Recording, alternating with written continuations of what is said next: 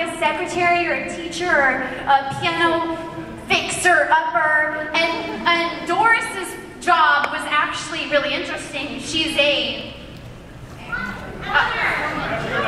astronaut. So she has lots of spare time because they closed NASA, you know?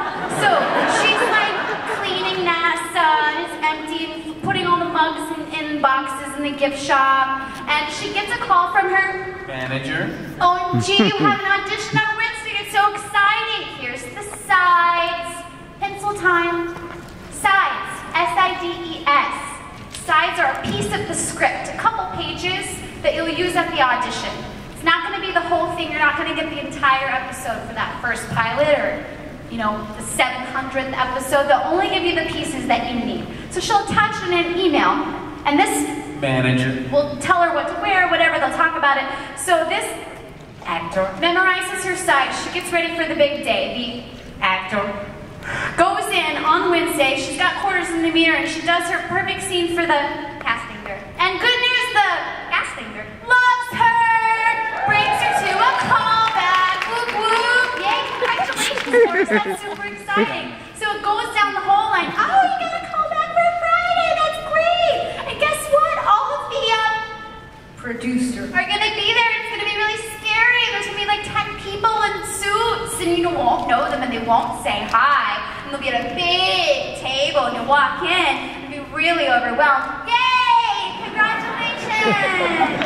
So she's gonna go, and she's gonna do amazing because that's her job. Her job is to audition well, right? So she goes, she does an amazing job, and this producer narrows down maybe the casting director has picked like 10 to go to the callback or whatever, and the producer picks his favorite 3. And so these 3 test for the network. And they're so evil and corporate, and it's really scary, but you're gonna do just fine, Doris, don't you worry. So the network watches the tapes. They're either like in the room or they watch the videotapes from the producer session, and they think about it, and they think about it, and they think about it, and they think about it, and they decide, you know what? I think instead of Barbara the Great, it should be Bob the Great. I don't think we need a woman at all. I think that we should use a man instead of poor, sad Doris Barbara. Aww. Give her a hand.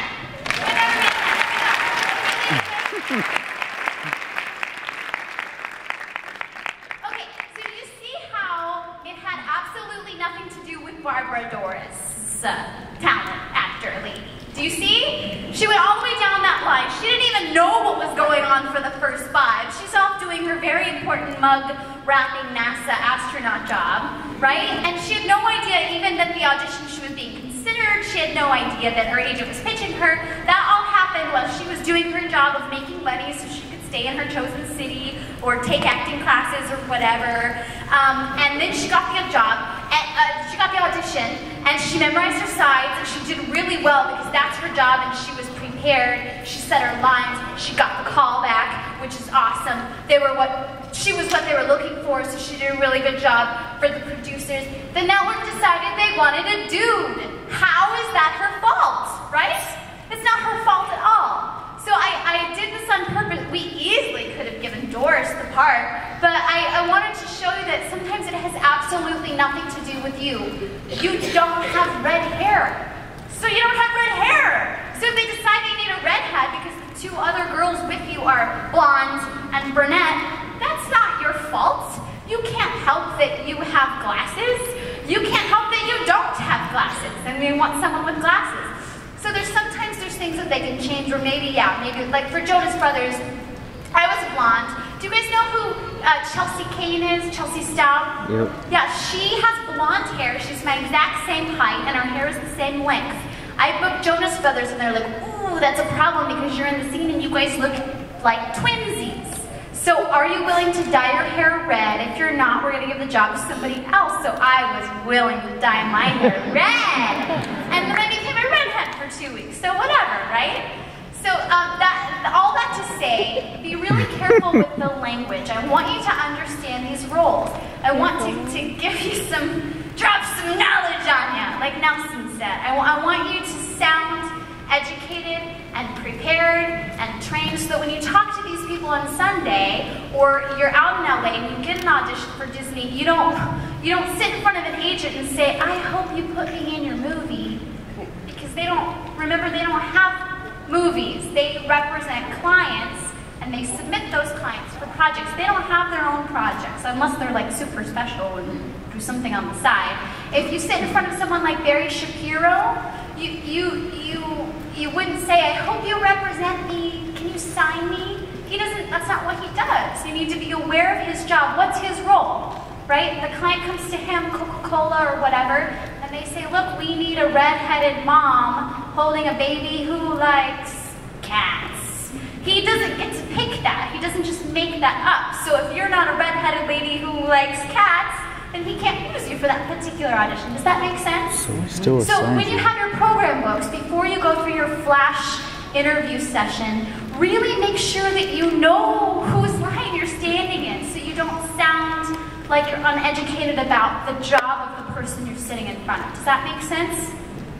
Drop some knowledge on you. Okay, here's the second thing. It has a lot to do with attitude. So your second word is attitude. And I had a volunteer. Is he around here? Is he around here somewhere? Are you back here, volunteer for the defend? Oh, no, wait. I want her to do... No, you can wait. You can wait. Okay. Yeah, no, actually, come back now. Okay, so it's about joy. Okay, specifically for things like Disney Channel, they want to work with happy people. And I think we've all heard about series regulars or big-time actors or models or whatever that had like little hissy fit episodes and it got online or it was videotaped, right? Nobody wants to work with a diva. Nobody wants to work with a problem child or a problem adult or someone who's going to sass anybody on set. Nobody likes that. But in this industry, it's going to be really, really, really, really hard sometimes. The rejection itself is just brutal. So I've come up with a system, and I'm a naturally, if you couldn't tell already, I'm a very naturally happy and perky person. But I've thought of a way where I can explain how I deal with problems or rejection or negative things that happen in the industry. And it's through an exercise that I call defending.